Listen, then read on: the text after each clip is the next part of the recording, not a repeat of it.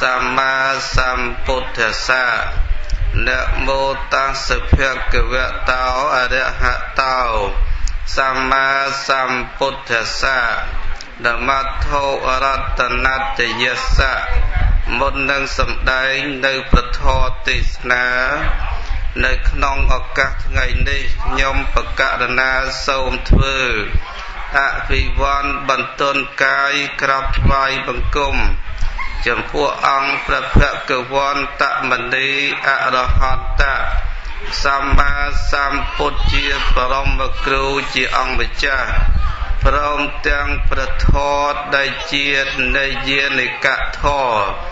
ដែលជាធរសម្រាប់ដឹកនាំជញ្ជូននៃពពួកសត្វដើម្បីចេញចាក់ទុកទាំងពួងនិងសូមគោរពនមស្ការចំពោះព្រះសង្ឃទាំងពីរពួកមានសម្បត្តិសង្ឃនិងព្រះអរិយសង្ឃដោយសេចក្តីគោរពសង្ខេបបែបយ៉ាងខ្លីតែប៉ុណ្ណេះឯងរោគាជាវន្តរាយាចឧបានាចឧបតវិពុទ្ធាតិអនុភាវេណៈវិនសន្តោអសេសតោសពន្តរាយយៈនិវេរណដ្ឋังដោយគុណនៃកិរិយានមស្ការចំពោះគុណបរតនត្រ័យកៅទាំង3ជាបទខាងដើមមកប៉ុណ្ណេះទុកដូចជាគ្រឿងសម្រាប់ការពាររារាំងនៅវិបត្តិបយន្តរាយទាំងឡាយទាំងពីរប្រការ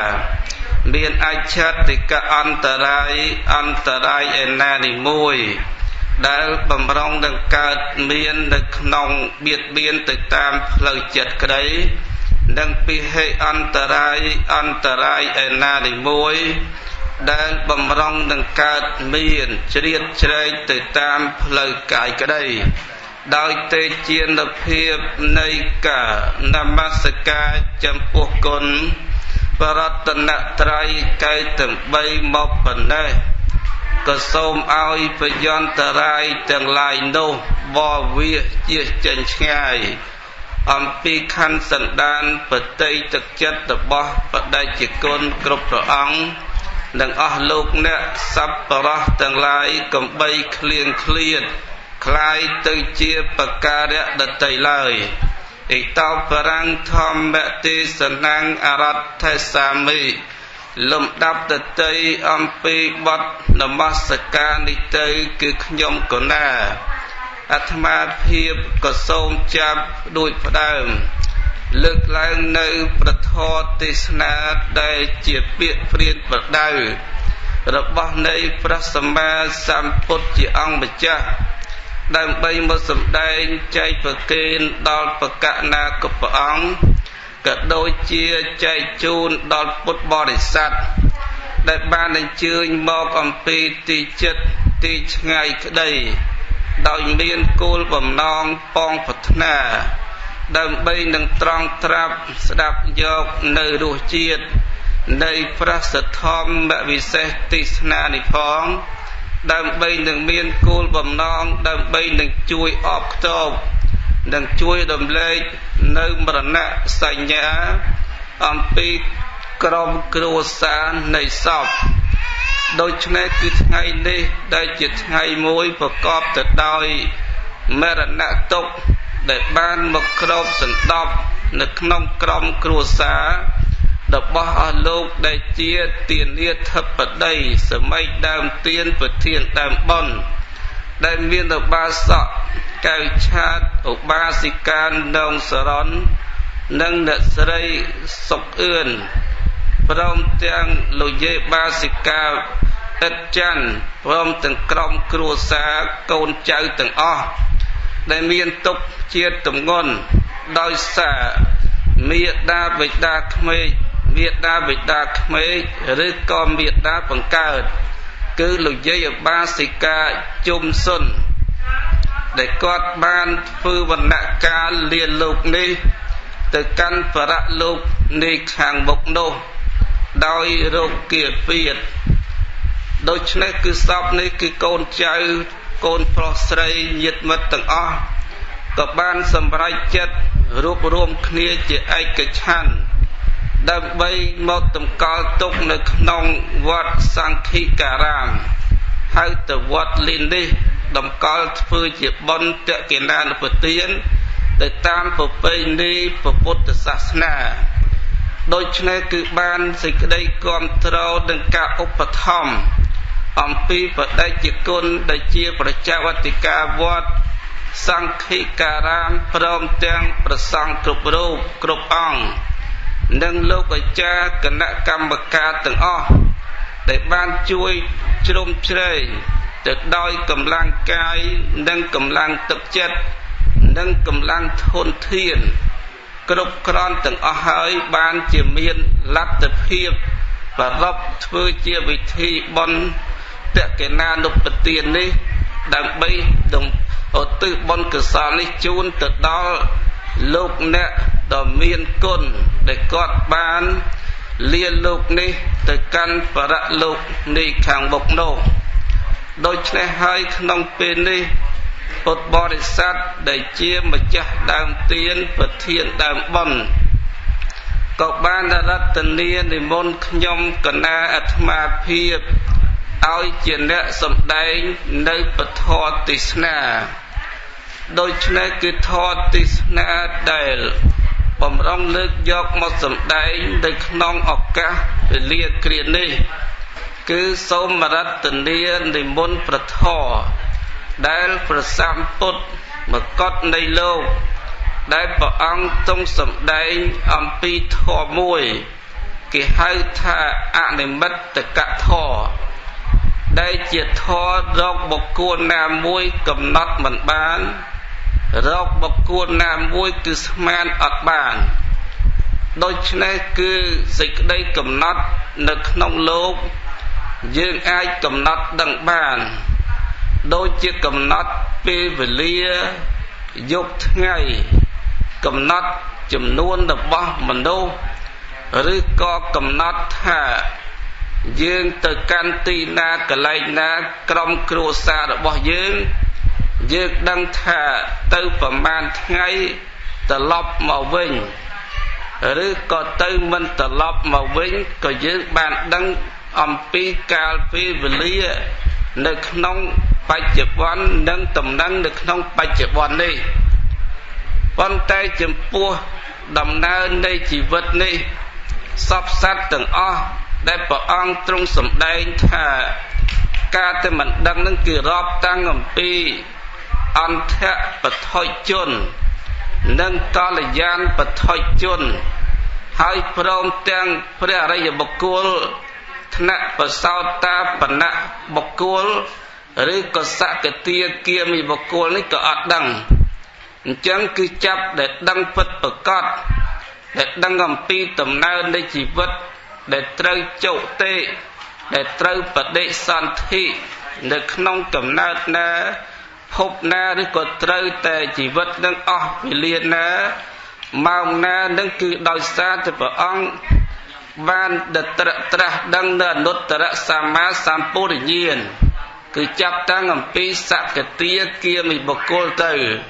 រហូតទៅដល់ព្រះរហត្តផលដូច្នេះរឿងដែលមិនដឹងនេះគឺព្រះសម្ពុទ្ធទ្រង់សម្ដែងជាពុទ្ធភាសិតថានៃជីវិតាំងជាធិកាឡោចៈទេហនិខេបណង្គតេបញ្ចតេយាវជីវង្អនិមិត្តតោននីចរេអញ្ចឹងព្រះអង្គទ្រង់សម្ដែងថាយើងដែលមិនដឹងពិតប្រកបនោះមិនដឹងនៅរបស់5យ៉ាងមិនដឹងនៅរបស់5យ៉ាងមិនដឹងទី1លោកសម្ដែងថាជីវិតអនិមិត្តកੰមិនដឹងអំពីជីវិតដែលយើងត្រូវរស់នឹងគឺមិនដឹងទៅរស់នឹងបានប្រមាណឆ្នាំឬក៏បានប្រមាណខែប្រមាណថ្ងៃជួនកាលគឺជីវិតយើងដែលល្អិតមែនទែននេះគឺស្លាប់នៅក្នុងផ្ទៃម្ដាយក៏មានប្រសូតចេញក្រៅផ្ទៃបានស្លាប់ក៏មានហើយប្រសូតចេញក្រៅផ្ទៃហើយ ហើយមានជីវិតរស់នៅប្រមាណខែប្រមាណឆ្នាំនោះក៏យើងមិនអាចកំណត់ដឹងបាននឹងគឺព្រះសម្ពុទ្ធសម្ដែងថាជីវិតអនិមិត្តកាំងនឹងយើងគ្រប់គ្នាមិនអាចកំណត់ដឹងបានទី2ព្រះអង្គទ្រង់សម្ដែងថាជាធិអនិមិត្តកាំង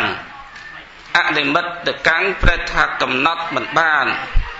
សូម្បីតែមនុស្សយើងដែលកើតមក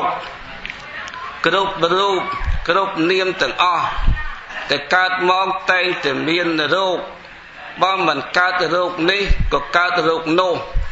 គ្រាន់តែមានសភាពតិចច្រើនខុសគ្នាតែប៉ុណ្ណោះ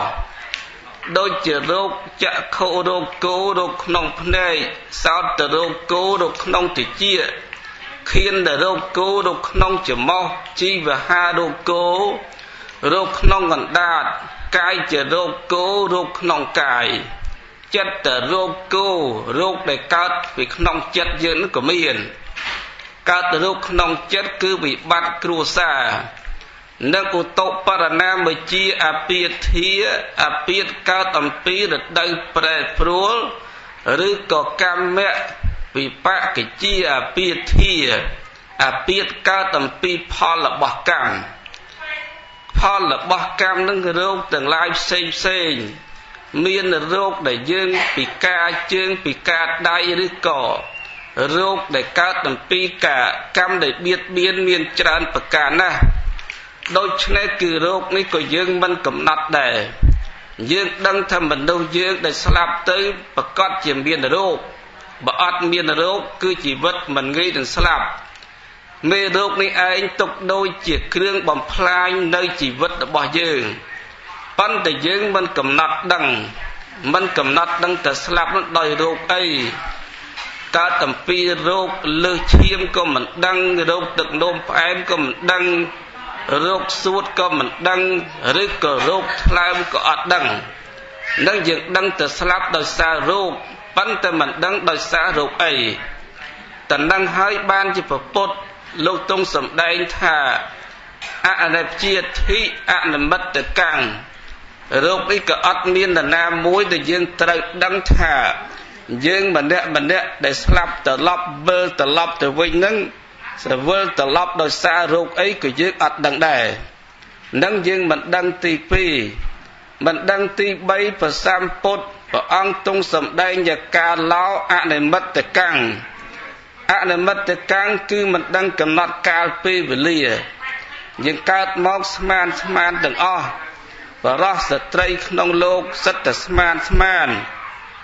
អត់មាននរណាត្រឡប់ទៅវិញដឹងពេលវេលាសោះមិនដឹងជាស្លាប់ពេលថ្ងៃមិនដឹងជាស្លាប់ពេលយប់មិនដឹងជាស្លាប់ពេលព្រឹក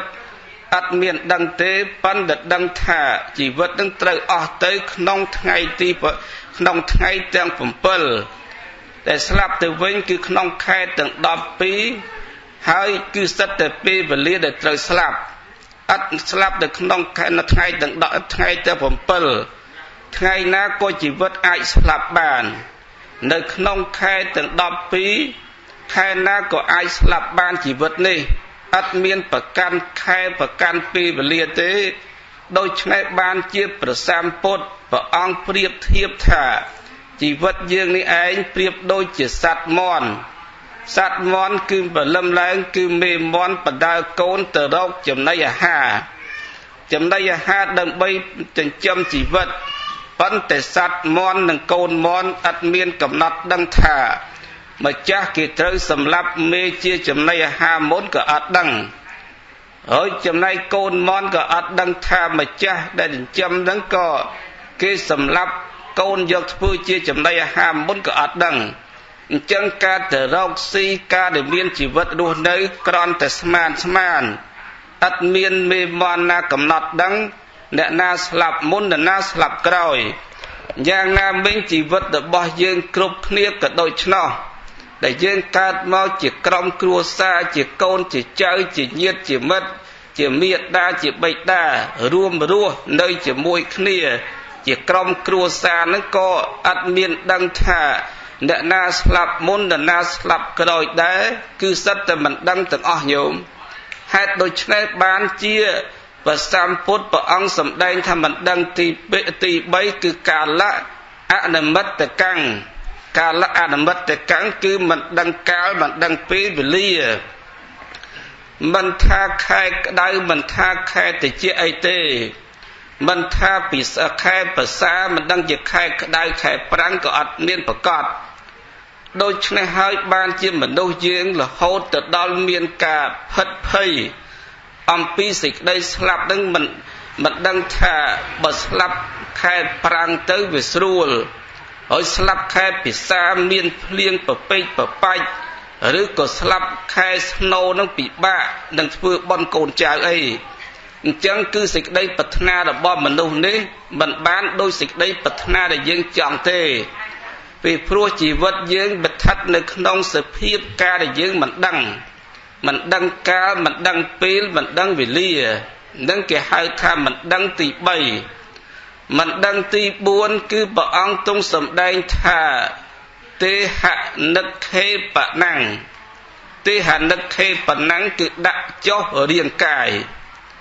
ดักเจ้าเรียงกายยังเกิดสลบน้ำมันประกอบจะสลับศพดังเวงเตเกิดปฏินาก็มันประกอบจะสลับดึกน้องปฏิดังเวงก็อัดประกอบโดยเชื่อได้ยัยบาสิกาจุมสุนได้กอดเกิดกำเนิดดึกน้องปฏิกรรมปิจีดอลกอดดักเจ้าในสะสอบเรียงกายเดบกอดการได้ออกชีวิตนี้ในปฏิอเมริกนี้จังคือสิ่งใดสลับมันประกอบท่าเนื้อการสลบนาสลับสลบโนการปฏินาสลับปฏิโนก็มันประกอบได้จวนการบรรลุคลาการขนมตึกปันแต่สลับลือโกกจวนการสลับการลือโกกแต่สลับขนมตึกจวนการเกิดในเลือดได้จะสลับเลือดอากาศก็มีอัดประกอบปัจเจเตจวนการก็สลับโดยกันได้จีกับปาลฮอสลับเลือดอากาศนั่นก็มีเนี่ยคลาก็สลับขนมตึกลวงตึกเล็กกับตูกเล็กกับปาลก็มีโดยชนะโดยเจียประสามปุตพระองค์ทรงไปแต่พระองค์เจียเนปรายเลื่อนบรรลุเลื่อนเตปดาเลื่อนพรมถึงอ้อพระองค์แต่เกิดในขนมในกอกับบัลลพอหรือก็พระองค์เกิดในขนมในพระลุ่มปีนี้ห่างจงแดนในกับบัลลพอโดยเป็นพระองค์เติมปริในเพียนคือปริในเพียนในขนมในกอโกเสนาราจังทรงใบประพุทธก็มันประกอบท่าพระองค์เกิดในขนมปฏินะหรือก่อนในโกนะพระองค์ปริในเพียนในโกนวิ่งก็อัดประกอบโดยจะพระมหานอนพระมหานอนคือลูกในเกิดในขนมในโกกับบัลลเท่าก็ให้แต่โกกับบัลลพ่อโดยเป็นพระองค์พระมหานอนปริในเพียนคือพระองค์ปริในเพียนหรืออากาศแต่วิ่งไม่บ้านพระองค์ปริในเพียนพระมหานอนลูกปริในเพียนแต่เลืออากาศไปปลัวกลมเอาตะโกลต่างสองข้างยีดตะบ่พระมหานอนคือพระองค์คือในตรอยตั้งมาข้างมันยีดมาข้างเตี้ยในตรอยตั้งมาข้างเตี้ยจังบ่พระองค์เติมปริในเพียนข้างยีดมาข้างคือยีดมาข้างคืออันเจ็ดเกิดในสิ่งใดทางทนะเกิดในปะดิเขะทางทนะจำพวกพระมหานอนโอ้ยบสันนาบสัตลูกหน้าเมียนกาประตูเมียนกากราวเมียนกาคังจิมวยนังพระอนอนนี้เนี่ยนังไอ้เมียนกับเมียนดำน้ำเมียนกะเตะประกอบเจียแต่เกิดตกกะเตะเจียมขานพระรูปประตูจำพวกพระละหอนเมียนบาดงุนบรรจังบ้านจิตพระมหานอนลงประเด็นเปลี่ยนเลือกาโดยลูกเมียนปัจจัยเมียนเจ็ดอันครัวแต่ดาวตะโกตั้งปีลูกประเด็นเปลี่ยนเลือกาโดยเตจูเทียนฮะแต่ดาวเปะกันนาละกาก็สลับแต่เตจูเทียนกับบ้านแช่ในรูปประกายดอกบัวพระมหานอนให้ก็อัฐเทียนก็ทะเลแต่จอมตะโกตั้งสองข้างเฮ้ยตะโกตั้งสองข้างก็เมียนเจ็ดไรอ้อหรือยกในอัฐเทียน របស់ព្រះមហានន្ទយកទៅតម្កល់ទុកជាគ្រឿងសក្ការៈបូជាអញ្ចឹងសូម្បីតែព្រះមហានន្ទសូម្បីតែព្រះសម្មាសម្ពុទ្ធក៏ព្រះអង្គមិនអាចកំណត់ដឹងថាព្រះអង្គបរិនិព្វាននៅទីណាកន្លែងណាត្រឡប់ទៅវិញទេអញ្ចឹងគឺថាកើតនគរកបិលភ័ស្ត្របរិនិព្វានលើអាកាសនឹងសិតតែមិនទៀងមិនទាត់រកប្រកបពជាមិនឃើញទេការដាក់ចុះរាងកាយបល័យលោកសម្ដែងថាទេហនិខេបណੰការដែលដាក់ចុះរាងកាយនេះញោមឥឡូវញោមកំពុងតែរស់នៅស្រុកអាមេរិកថានៅនៅរដ្ឋម៉ាសាជូសេតនៅទីក្រុងលីននេះក៏មិនប្រកាសថាជីវិតយើងត្រឡប់ទៅវិញនៅស្លាប់នៅកន្លែងហ្នឹងក៏អត់ប្រកាសជួនកាលមានរឿងចៃដន្យអីមួយក៏ស្រាប់តែយើងផ្លាស់ទីលំនៅទៅស្លាប់ស្រុកគេក៏មានទៅស្រាប់ស្រុកកំណើតទៅលេងទីកន្លែងណាញាតិមិត្តកូនចៅទៅរស់នៅកន្លែងភូមិឋានណាយើងទៅលេងស្លាប់នៅកន្លែងនោះក៏មានដូច្នេះបានជាមានបរិះម្នាក់ដែលព្រះអង្គមានសេចក្តីតំណាលថាបរិះម្នាក់នោះឯងគឺមានសេចក្តីតល់ក្រដល់ពេលតល់ក្រមែនទែនទៅបន់បកាលថាអោបកាលឲ្យបកាលនៅទីណាខ្ញុំក្រជីវិតដដាបទៅដួសជីវិតនឹងគឺថាលំបាកតោកយ៉ាព្រមទាំងចម្ពាក់បំណុលអ្នកដតីនឹងច្រើនបកាលទៅទៀតមិនដឹងជាមានទ្រព្យសម្បត្តិណាដើម្បីសងបំណុលអ្នកដតីពីព្រោះសេចក្តីទុក្ខរបស់មនុស្សមិនមែនទុក្ខត្រង់តែឃ្លានទេមិនមែនទុក្ខត្រង់តែក្រទេសូមមិនមែនទុក្ខត្រង់តែមានបញ្ចខណ្ឌនឹងទេសូម្បីតែចម្ពាក់បំណុលអ្នកដតីក៏សេចក្តីទុក្ខដែរព្រះលោកសម្ដែងថាសេចក្តីទុក្ខកើតអំពីការចម្ពាក់បំណុលអ្នកដតីដូច្នេះគឺព្រាហ្មណ៍នឹងឯងគឺមានសេចក្តីទុក្ខមែនទែនទ្រាំរស់នៅក្នុងសង្គមមិនបានអញ្ចឹងក៏បន់ស្រន់ទៅដល់បកាលអោបកាលឲ្យនៅទីណាកន្លែងណាមកយកជីវិតខ្ញុំឆាប់បន្តិចទៅនៅក្នុងពៀងស្រាប់តែបកាលចេញមុខមកបកាលទៅណែបរោះយើងជាបកាលប៉ុន្តែយើងមិនទាន់យកអ្នកឯងទៅវិញទេទុកឲ្យអ្នកឯងនៅរស់រៀនមានជីវិតតទៅទៀតរួចមិនមែនគ្រាន់តែទុកជីវិតអ្នកឯងឲ្យរស់ទេព្រមទាំងជួយទំនុកបំរុងទ្រព្យសម្បត្តិនឹងឲ្យអ្នកឯងទៅជាសេដ្ឋីទៅជាអ្នកមានទៀតដោយសារអ្នកឯងរៀនអាគមគាថាដើម្បីផ្សំថ្នាំដល់អ្នកជំងឺអ្នកឯងយកបល័យផ្សំថ្នាំនេះទៅអ្នកឯងចេះមើលជំងឺអ្នកឯងបានក្តីគោរពរាប់អានពីអ្នកស្រុកអ្នកភូមិអ្នកឯងនឹងមានទ្រព្យធនទ្រព្យសម្បត្តិច្រើនប៉ុន្តែអ្នកឯងទៅមើលជំងឺបើកាលណាបើមើលទៅមិនឃើញរូបយើងទេអ្នកឯងក៏មើលអីបើមើលទៅឃើញរូបយើងនឹងអង្គុយចិត្តអ្នកឯងសុំមើលជំងឺនឹងអ្នកឯងអាចជាសាសអ្នកឯងអាចមើលជំងឺនឹងបានជាសះស្បើយហើយនឹងមានកិត្តិយសកេរ្តិ៍ឈ្មោះ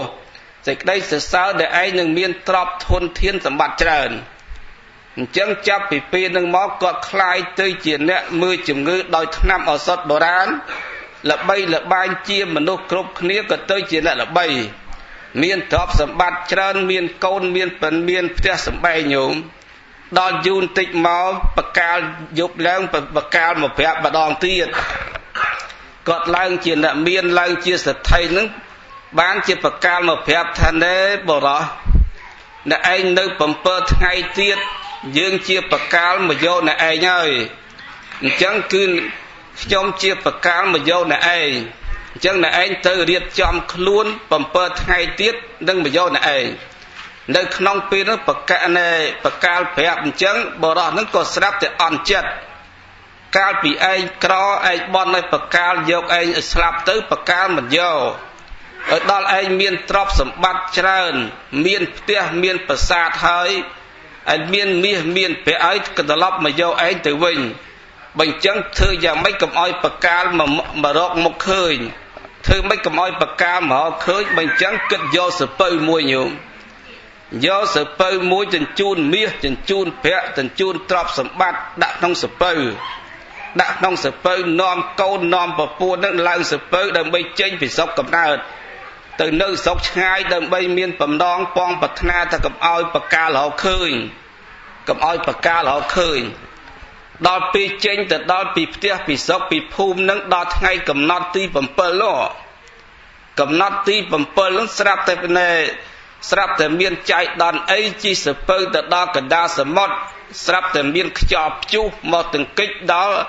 នៅក្បូននាវារបស់បរោះនឹងក៏លិចស្លាប់ទាំងប្រពន្ធស្លាប់ទាំងកូនស្លាប់ទាំងខ្លួនឯងថ្ងៃទី7ហ្នឹងដូច្នេះគឺកិច្ចទៅកន្លែងណាក៏មិនហូចដែរញោមកិច្ចទៅនៅបាតសមុទ្រក៏កិច្ចមិនហូចកិច្ចទៅនៅលើសមុទ្រក៏កិច្ចមិនហូចកិច្ចទៅនៅលើភ្នំក៏កិច្ចអត់ហូចបញ្ចឹងគឺបកាលទាំង7ហ្នឹងញោមបកាលទាំង7អញ្ចឹងថ្ងៃទាំង7ហ្នឹងថ្ងៃអាទិត្យថ្ងៃច័ន្ទថ្ងៃអង្គារពុធពហុសុក្រសៅរ៍ថ្ងៃទាំង7ហ្នឹងហើយសម្រាប់យើងរាល់ថ្ងៃឲ្យយើងចាស់រាល់ថ្ងៃឲ្យយើងវិនិច្ឆ័យជីវិតយើងរាល់ថ្ងៃដូចជានិយាយបាសិកាជុំសុននេះគាត់ដែលស្លាប់នេះដោយសារអីដោយសារតែខណ្ឌ5ដោយសារតែពេលវេលាទាំង7ប្រការទាំង7នឹងហើយជាអ្នកផ្ដាច់នៅជីវិតរបស់គាត់អញ្ចឹងគឺថាប្រការនេះប្រមាថមិនបានទេ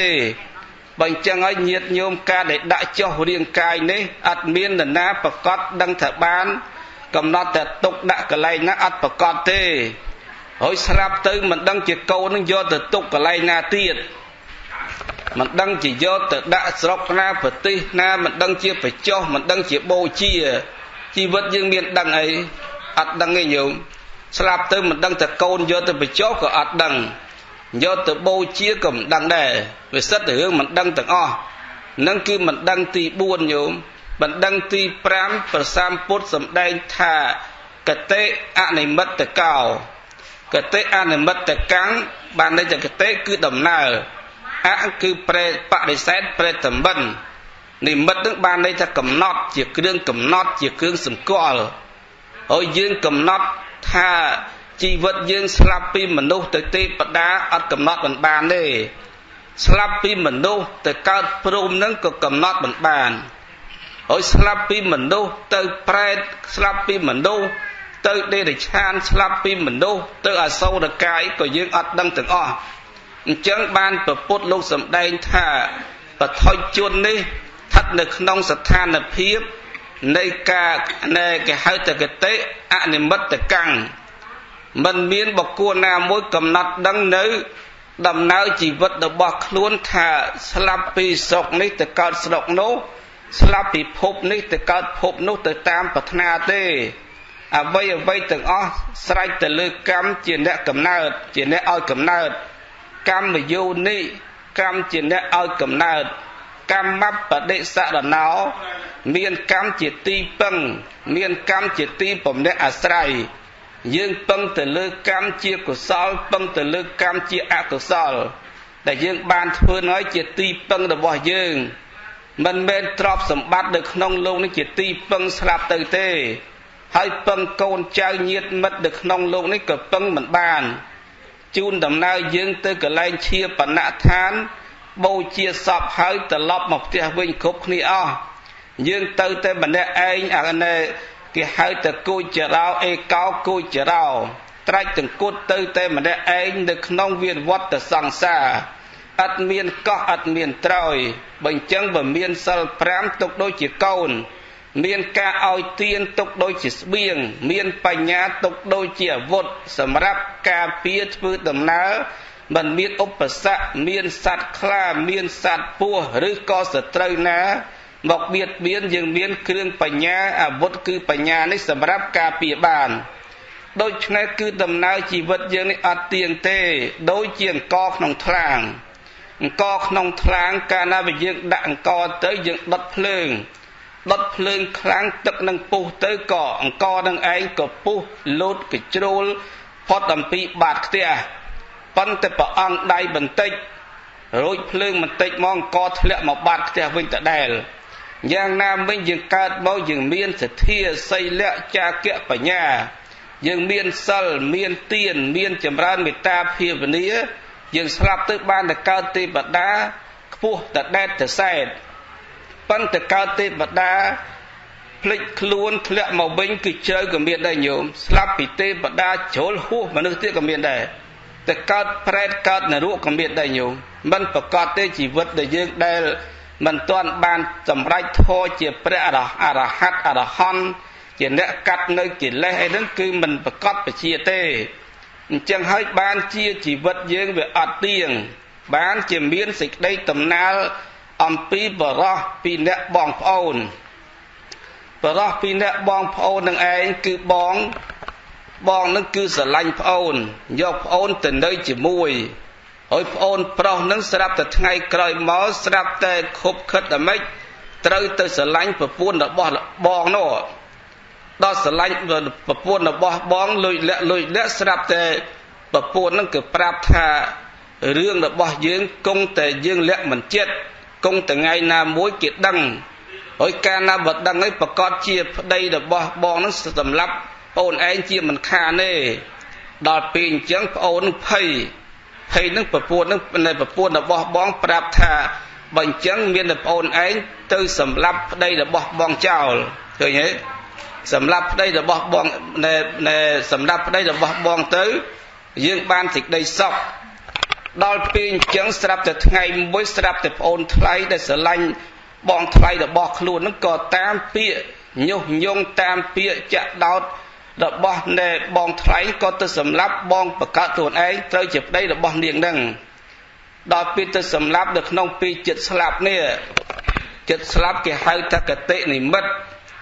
បរោះនឹងឯងនៅតែមានការស្រឡាញ់ជាប់ចិត្តនឹងនាងជាភរិយានឹងហ៎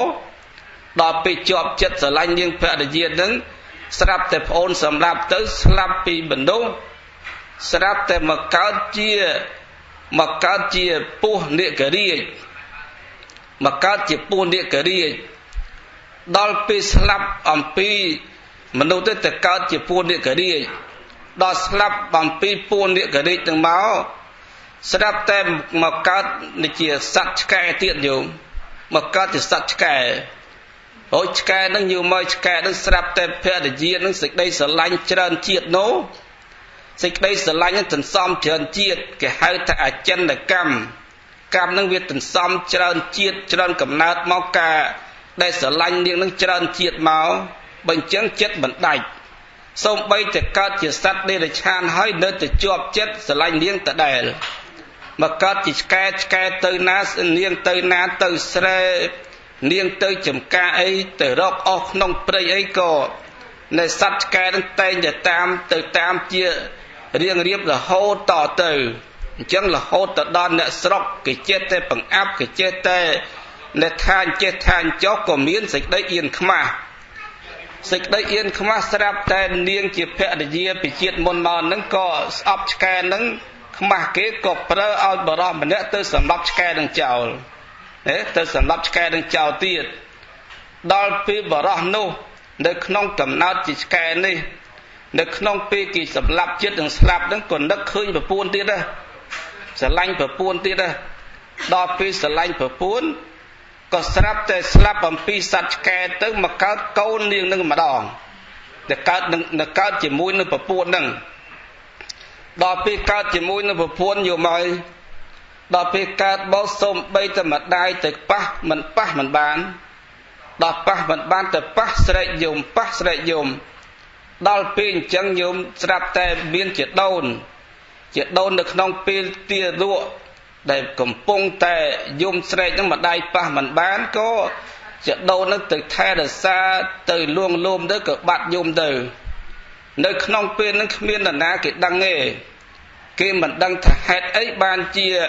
កុមារនឹងឯងគឺថាម្ដាយប៉ះមិនបានរឿងនឹងវាដឹងការពិតដឹងជាមួយបានជួបនឹងព្រះសម្មាសម្ពុទ្ធព្រះអង្គទ្រង់និមន្តទៅបិណ្ឌបាតជាមួយព្រះមហាអានន្ទហើយហេតុភេទព្រះមហាអានន្ទនឹងឲ្យតែព្រះអង្គទ្រង់មានការរយឹមបញែមនឹកឃើញតែហេតុភេទវាកើតទៀតដែរហើយនឹងបានស្ដាប់ធម៌ផ្លែកទៀតនៅក្នុងពេលព្រះអង្គនិមន្តទៅបិណ្ឌបាតទៅដល់ផ្ទះព្រាហ្មណ៍នឹង ព្រាមនឹងស្រាប់តែគង់មុខផ្ទះព្រាមនឹងព្រះអង្គទ្រង់និញឹមដល់ពេលនិញឹមព្រះមហានន្ទក្រាបទូលទៅផន្ទេបពិតព្រះអង្គចម្រើនចុះព្រះអង្គមានការនិញឹមតើហេតុភេទអ្វីកើតដល់ព្រះអង្គបានជាព្រះអង្គមានពុទ្ធដីកាធម្មនាអនន្តឃើញទេទារកដែលនៅលើក្រែនៅលើកតបនោះអ្នកនឹងឯងគឺពីដើមជាមនុស្សស្លាប់ពីមនុស្សទៅកើតជាពស់និករាជស្លាប់ពីពស់និករាជនឹងកើតជាសត្វសត្វណក់កើតសត្វឆ្កែហើយស្លាប់ពីសត្វឆ្កែទៅដោយសារតែភរិយានឹងប្រហារគ្រប់ជាតិឥឡូវនេះបានមកកើតជាកូនរបស់នាងនោះឥឡូវនេះសូម្បីតែនាងជាម្ដាយនឹងប៉ះអត់បានផងនឹងមកពីអីថាមកពីទារកនឹងខ្លាចគឺថាដៃនឹងគឺប៉ះមិនបានទេពីព្រោះមានកម្មពៀជាមួយនឹងកូនរបស់ខ្លួនអញ្ចឹងគឺប៉ះមិនបាននៅក្នុងពេលនឹងហើយបានជាក្រុមគ្រួសាររបស់កុមារនឹងឯងបានយកចង្ហាន់ទៅដាក់បាតប្រគេនដល់ព្រះសម្មាសម្ពុទ្ធប្រព្រឹត្តទៅមើលលើដោយព្រះភិក្ខុសង្ឃបានជាសួររឿងបុព្វកម្មរបស់កូនរបស់ខ្លួននេះដែលកើតមកហើយប៉ះមិនបានដោយមូលហេតុអីបានជាព្រះអង្គសម្ដែងរឿងរ៉ាវនឹងពីដើមរហូតទៅដល់ចប់តាំងពីរឿងប្តីវិជាតិមុនមកនាងបានប្រើឲ្យសហាយទៅសម្លាប់រហូតទៅដល់ស្លាប់ទៅកើតជាពស់និករាជស្លាប់ពីពស់និករាជដោយសារចិត្តអាល័យចិត្តស្រឡាញ់នឹងមកកើតជាសត្វសំណក់ឆ្កែរបស់នាងស្លាប់ពីឆ្កែរបស់នាងបានមកកើតជាកូនប្រកើតរបស់នាងទៀតនឹងបានព្រះអង្គទ្រង់សម្ដែងថាមនានាងមនុស្សយើងកាលណាបើគ្មានធម្មចក្ខុមិនទាន់បានត្រាស់ដឹងនៅសច្ចធម៌ទាំង4គឺទុក្ខសច្ចសមុទយសច្ចនិរោធសច្ចមគ្គសច្ចមិនទាន់បានត្រាស់ដឹងនៅធម៌ទាំង4នេះទេជីវិតនឹងឯងគឺថាមិនទៀងមិនទាត់ឡើយតែងតែផ្លាស់ប្ដូរពីកំណើតមួយទៅកំណើតមួយពីកំណើតខ្ពស់ទៅកំណើតទាបពីកំណើតទាបទៅកំណើតខ្ពស់សារឡើងសារចុះអញ្ចឹងហើយបានជាតថាគតឲ្យឈ្មោះថាវៀនវត្តសង្សារបតិជាទីអន្ទូលកើតស្លាប់បតិជាទីអន្ទូលកើតពីខ្ពស់ទៅទាបពីទាបទៅខ្ពស់ដោយអំណាចកម្មជាអ្នករចនាជាអ្នកតតែងជាកម្មជាមគ្គដកកម្មជាទីពឹងកម្មជាកំណើតរបស់ខ្លួនអញ្ចឹងគឺនៅក្នុងពេលនឹងយល់មកស្រាប់តែជាដូននោះស្លុតចិត្តជាដូនដែលស្លុតដែលព្រះអង្គសម្ដែងធម៌ទេសនាចំគឺមានការស្លុតចិត្តដែរស្លុតចិត្តនឹងកំណើតរបស់ខ្លួនធម៌ទេសនាគឺមានព្រះអង្គសម្ដែងបានសម្រេចធម៌មកពីស្លុតចិត្តដែរស្លុតចិត្តថាសូម្បីកំណើតមនុស្សក៏មិនប្រកបទៅជាមនុស្សវាបដូរមកកំណើតជាសត្វនិរិឆានដូចជានាងសុមនៈទេវីសុមនៈទេវីដែលនាងចេញទៅបួសដោយសារព្រះអង្គសម្ដែងថាកំណើតនាងពីជាតិមុនកើតជាសត្វជ្រូកទៅថានាងឯងនឹងគឺថាគេបហាយកកំបិតទៅចាក់កកបហាឈាមដែលចេញពីកករបស់នាងឯងមិនដឹងជាប្រៀបដូចស្ទឹងនៅនុកមហាសមុទ្រទឹកនុកមហាសមុទ្រមិនស្មើនឹងឈាមរបស់នាងឯងដែលកើតជាសត្វជ្រូកហើយគេយកកំបិតទៅចាក់កំពង់កបង្ហូរឈាមនេះច្រើនជាងទឹកនុកមហាសមុទ្រទៀតនាងគាត់ព្រះអង្គសម្ដែងដោយនាងសុមនៈទេវីអីហ្នឹងចេញទៅបួសជាភិក្ខុនៃញោមស្លុតចិត្តនឹងកំណើតហ្នឹងហើយកំណើតសិតតែទុកជាតិទីទុកហ្នឹងកំណើតហ្នឹងនាំមកសេចក្តីទុកឲ្យញោមព្រះលោកមិនដែលសម្ដែងថាជាតិទីសុខទេមិនដែលថាកំណើតមនុស្សហ្នឹងវាសុខកំណើតទេវតាហ្នឹងសុខអីទេកំណើតទេវតាវាគ្រាន់តែកលែងកំណើតមួយសោយសម្បត្តិទឹកកលែងសម្រាប់មិនទាន់ទៅដល់នៅពៀនទៅសម្រាប់តំណឹងសិនប៉ុន្តែមិនទៅសម្រាប់នឹងដើម្បីរួចចាក់ទុកទេសម្បត្តិព្រំក៏អញ្ចឹងទៅកលែងសម្រាប់ដូច្នេះគឺថាឲ្យតែមានកំណើតត្រូវតែមានទុកយោមហើយមានសេចក្តីទុកកើតពីកំណើតទាំងហើយដូច្នេះបើអស់កំណើតតតែផ្ដាច់នៅចង្វាក់នៃជីវិតដាច់នៅកំណែផ្ដាច់នៅចង្វាក់របស់ជីវិតនឹងមានអីញោមមានឧបាទានសេចក្តីប្រកាន់ណាស់យើងវាជាប់នឹងប្រកាន់ហ្នឹងឯងបានជាប់ភពហើយជាប់ខ្សែតណ្ហាសេចក្តីប្រាថ្នានឹងឯងហើយ គឺថាទុកដូចជាខ្សែតណ្ហាទឹកតណ្ហានេះហូរពីស្រុកមនុស្សរហូតទៅដល់ទេវតាហូរពីទេវតារហូតដល់ព្រំហើយនៅខ្សែតណ្ហាទឹកតណ្ហានេះមានតែស្រុកនៅមានតែព្រះនិព្វាននេះហូរទៅមិនដល់ហើយទៅហូរទៅដល់ស្រុកណាកើតទុកស្រុកហ្នឹងលិចស្រុកលិចភូមិហ្នឹងយើងកើតសេចក្តីទុកណាស់ញោមនឹងគឺខ្សែតណ្ហាអញ្ចឹងបានជាប្រពុតលោកសម្ដែងថាតើសម្លាប់មេដាតើសម្លាប់បិតាហើយតើតែសម្លាប់នៅស្មៀនសម្លាប់នៅព្រាហ្មណ៍បានយើងដល់និព្វានបានសម្លាប់នៅមេដាគឺសម្លាប់តណ្ហានឹងហើយសម្លាប់នៅបិតាគឺសម្លាប់នៅអាស្មិមាននេះហ្នឹងបានន័យទៅប្រកាន់ខ្លួនយោមប្រកាន់ខ្លួនណាថ្វាយបង្គំមេដាថ្វាយបង្គំមិនកើតគោរពមេដាក៏គោរពមិនកើតហើយគោរពត្រៃសរណគមពុទ្ធពធប្រសង្ឃហ្នឹងក៏គោរពមិនកើតទៅទៀតហើយចាស់ទុំព្រឹទ្ធាចារ្យគួរដល់នៅសេចក្តីគោរពហ្នឹងក៏មានការប្រកាន់ទិដ្ឋិមានអ្នកអត់មានបង្អោនខ្លួនបង្អោនចិត្តគោរពអីទេនឹងសិតតែតើសម្លាប់ធម៌ហ្នឹងបានយើងរួចទុកបានហើយសម្លាប់ព្រាហ្មណ៍នោះសម្លាប់ព្រាហ្មណ៍គឺសម្លាប់ទិដ្ឋិពីរសម្លាប់សាសតទិដ្ឋិនិងឧច្ឆេទទិដ្ឋិហើយសាសតទិដ្ឋិយល់ឃើញតែអើបកើតជាមនុស្សស្លាប់ពីមនុស្សទៅកើតមនុស្សទៀតហើយឧច្ឆេទទិដ្ឋិយល់ឃើញថាស្លាប់ទៅសូន្យហើយវាគ្មានបាបគ្មានបុណ្យគ្មានកម្មអីតាក់តែងតទៅទៀតទេមិនបាច់ចាំធ្វើបុណ្យមិនបាច់ចាំធ្វើទានមិនបាច់ចាំធ្វើសិលមិនបាច់ចាំស្ដាប់ធម៌អីបើយើងកើតជាមនុស្សយើងធ្វើមិនបានសប្បាយបានហឺហាស្រុកមនុស្សនេះទៅយើងស្លាប់ទៅគ្មានបានការអីទេស្លាប់ទៅនោះឃើញទេនឹងសិតតែយើងស្លាប់ទៅយុទ្ធសូន្យញោមយុទ្ធសូន្យអត់មានបុណ្យបាបអីតាក់តែងយើងមិនធ្វើបុណ្យដូចញោមដែលធ្វើដែលស្ដាប់ធម៌នេះមកពីយល់ថាស្ដាប់ធម៌កើតបញ្ញាញោមគោរពមេត្តាបិតាញោមកើតតកូលខ្ពស់កើតជាតិណាហើយញោមបានធ្វើទានមានទ្រព្យទុកដូចស្បៀងទុកដូចជាអាហារហើយយើងទៅអាងស្លាប់ទៅកូនសែនបាយមកថានឹងមិនយកទៅបានញោមកុំពឹងប៉ុណ្ណឹងពេកពឹងតែធ្វើទានទុកដូចជាស្បៀងហើយសិលហ្នឹងឲ្យទុកដូចកូនញោមកូននេះជួនកាលគេរត់ចោលយើងតាំងពីនៅស្រុកមនុស្សនេះម៉េចពឹងកូនស្រុកមនុស្សពឹងទាំងបានផងហើយតម្រាំយើងស្លាប់ទៅមិនតែកូនជួយហែហោមអមដំណើរយើងបានអញ្ចឹងញោមណាមានសិល5កូនញោមឯងមានកូន5នាក់មានកូនសិលហ្នឹងគឺមិនដែលដើរចោលយើងទេតែងតែហែហោមអមដំណើរយើងរៀបចំជីវិតយើងឲ្យបានសុខបានចម្រើននៅក្នុងសម្បរាយកភពគឺភពខាងមុខទៀតអញ្ចឹងហើយញោមត្រូវស្រឡាញ់សិល5ដូចស្រឡាញ់កូនហើយបើយើងអត់មានសិល5យើងអត់មានកូនទេញោមតែអត់មានកូនអត់មានសុខទេអញ្ចឹងយើងស្ដាប់ធម៌កើតបញ្ញានឹងឲ្យនាំយើងឲ្យយើងលះបង់អំពើអាក្រក់ក្នុងសន្តានចិត្តយើងបានបើអញ្ចឹងបានដំណើរជីវិតនេះព្រះអង្គសម្ដែងថា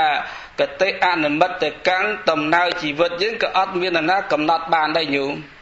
មានញោមណាកំណត់ថាស្លាប់ពីមនុស្សទៅកើតឯណាអត់ដឹងទេស្នាប់ទៅគិតទៅរឿងភ័យជំក៏មានដែរញោមកុំស្លុតញោមកាលណាបើញោមស្លាប់ទៅរៀបស្លាប់ញោមភ័យញោមប្រកាសជាបាត់បង់ស្មារតីកាលណាបើស្លាប់បាត់បង់ស្មារតីត្រូវតែមកគិតបន្ផុតពីទុក្ខកតិដែរញោមទុក្ខកតិនឹងទុក្ខគេហៅថាអារម្មណ៍យើងរៀបស្លាប់តែជាប់នឹងអីហើយយើងគិតបន្រួចដូចនាងមល្កាជាភរិយារបស់ព្រះបាទប្រសេនទីកោសលនាងស្លាប់ទៅនាងមានអារម្មណ៍មួយថាតាំងពីបានប្តី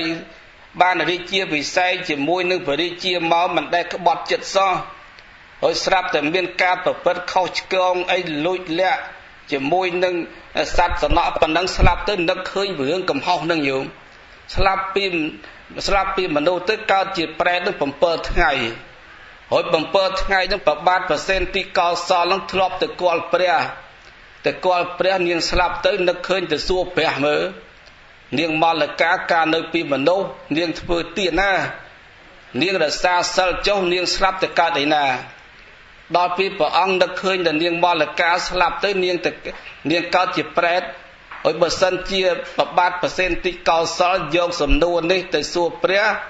ហើយបើព្រះសម្ដែងតាមការពិតថានាងទៅកើតប្រេតអញ្ចឹងប្រកាសជាប្របាទប្រសិទ្ធិកោសលមិនមានសេចក្តីជ្រះថ្លាជាមួយនឹងព្រះតទៅទៀតទេបើអញ្ចឹងព្រះអង្គធ្វើឲ្យប្របាទប្រសិទ្ធិកោសលបំរុងពីផ្ទះទៅថាសួរព្រះទៅដល់វត្តសិតតែភ្លេចបាត់និយាយពីនេះនិយាយពីនោះភ្លេចបាត់អស់ហើយស្អែកនឹកឃើញមកដល់ផ្ទះនឹកឃើញទៀតនឹកឃើញអូភ្លេចសួរព្រះទៅ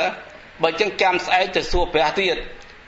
រៀបទៅដល់វត្តចេញពីផ្ទះទៅចាំសំណួរហ្នឹងតែសួរថានាងមល្កាទៅកើតទីណាកន្លែងណាហើយស្រាប់ទៅដល់វត្តស្រាប់តែភ្លេចទៀតដល់ពេលថ្ងៃទី7នាងរួចពីប្រេតទៅកើតឋានទេវតាឋានតុសិតបានព្រះអង្គឲ្យនឹកឃើញអំពីសំណួរហ្នឹងបានជាប្របាទប្រសិទ្ធិកោសលក៏ក្រាបទូលសួរព្រះដែលមានពភាតផន្តេបពិតបនចម្រើនចុះអគ្គមហេសីរបស់ខ្ញុំព្រះអង្គនាងមល្កានាងមានទិដ្ឋិជ្រះថ្លាក្នុងប្រសាសនានេះណាអើយឥឡូវនាងទៅកើតទីណាទៅព្រះអង្គបានជាព្រះអង្គទ្រង់មានពុទ្ធិកាទៅបពិតមហារាជអគ្គមហេសីនៃព្រះរាជនៃព្រះអង្គឥឡូវទៅកើតឋានតុសិតឋានទេវតានោះអើយថាគ្រាន់តែប៉ុណ្ណឹងក៏ជ្រះថ្លានោះនឹកឃើញព្រះអង្គសម្ដែងថានាងបានទៅកើតទេវតាប្របាទប្រសិទ្ធិកោសលមានសេចក្តីជ្រះថ្លាញោមឃើញទេមានសេចក្តីជ្រះថ្លានឹងកំពើល្អដែលនាងបានសាងការវិន័យរស់ហើយប្របាទប្រសិទ្ធិកោសលក៏ខំប្រឹងសាងអំពើល្អបន្តទៅទៀតទៅតាមនឹកឃើញអំពើល្អនោះនាំឲ្យបានកើតទេវតាអញ្ចឹងក៏អស់នៅសេចក្តីសង្ស័យអញ្ចឹងបានជារឿងការដែលយើងមិនដឹងទាំង5ប្រការនេះញោមសិក្សាពីជីវិតយើងទៅដឹងថាមិនដឹងមែនសូម្បីជីវិតរស់ក៏យើងមិនដឹងសូម្បីតែយើងឈឺយើងស្លាប់ទៅវិញដោយសាររោគអីក៏យើងមិនដឹងហើយពេលវេលាយប់ថ្ងៃព្រឹកខែណាឆ្នាំណាក៏យើងមិនដឹងហើយការដាក់ចុះរាងកាយដែលយើងស្លាប់ទៅចោលស្រុកណាប្រទេសណាក៏យើងអត់ដឹងហើយដំណើរយើងស្លាប់ពីមនុស្សទៅកើតជាមនុស្សទេវតាទៅកើតស្រុកណាភពណាក៏យើងអត់ដឹងដែរដូច្នេះគឺពធទេសនាដែលបានសម្ដែងមកប៉ុណ្ណេះគឺថ្ងៃនេះសម្ដែងអំពីអនិមិត្តកធនក៏សមគួរដល់កាលពេលវេលានិងបញ្ចប់នៃពធទេសនាតែប៉ុណ្ណេះចុះប៉ុន្តែមុនបញ្ចប់នៃពធទេសនាក៏សូមបំប្រមូលពុញ្ញរាសីគឺកំណោបុណ្យដែលកើតឡើងពីកុសលគឺសេចក្តីជ្រះថ្លារបស់បុត្រធីតាកូនប្រុសស្រីមានកូនប្រកើតកូនប្រសាព្រមទាំងញាតិរបស់យាយបាសិកាជុំសុននេះគាត់ក៏បានកាលពីគាត់នៅកម្លាំងមមទាំគាត់ក៏បានជាពុទ្ធសាសនិកមួយរូបដែលមានការជ្រះថ្លានៅក្នុងពុទ្ធសាសនាបានចេញមកកាន់សិលបានចេញមករក្សានៅអប់រំផ្លូវចិត្តនៅក្នុងទីវត្តអារាមជាពិសេសគឺនៅក្នុងវត្តសង្ឃិការាមគឺវត្តលីននេះប៉ុន្តែក្រោយមកដោយរោគគាពៀតនិងការចាស់ជរាភាពកាន់តែទ្រុឌទ្រោមទៅគាត់ក៏មិនអាចនឹងរស់នៅក្នុងទីវត្តអារាមនេះបានគាត់ក៏នៅទៅច្រកកោនកូនចៅក៏យកទៅថែទាំរក្សានៅតាមគាឋានជាមួយនឹងកូនចៅរបស់គាត់អញ្ចឹងហើយគាត់ជាពុទ្ធបរិស័ទជាអ្នកមានសទ្ធាជ្រះថ្លានៅក្នុងពុទ្ធសាសនាព្រមទាំងបានដឹកនាំកូនចៅចំនួនក្រោយនេះបានមកចូលនៅក្នុងពុទ្ធសាសនាមានការអប់រំចិត្តទៅតាមធម៌វិន័យរបស់ព្រះសម្មាសម្ពុទ្ធនេះឥឡូវដល់ពេលនេះថ្ងៃនេះគាត់បានលាចាកលោកនេះទៅកាន់បរលោកនៃខាងមុខហើយទៅនេះអត់មានត្រឡប់មកវិញទេដូចជាបុរាណពីដើមវាយកង3ដងគឺសញ្ញាថាកងទី1ប្រាប់តែលាហើយកងទី2ប្រាប់ថាទៅឆ្ងាយហើយកងទី3ប្រាប់ទៅនឹងអត់មកវិញទេទៅនឹងស្ងាត់សូន្យ មិនដែលមកប្រាប់តំណឹងសុកទុកអីដល់កូនចៅណាម្នាក់ក៏អត់មាន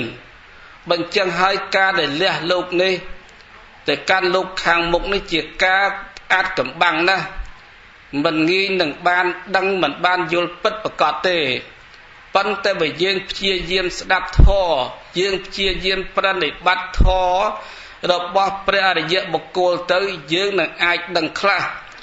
យើងនឹងបានជ្រាបអំពីដំណើរនៃជីវិតរបស់សត្វលោកខ្លះ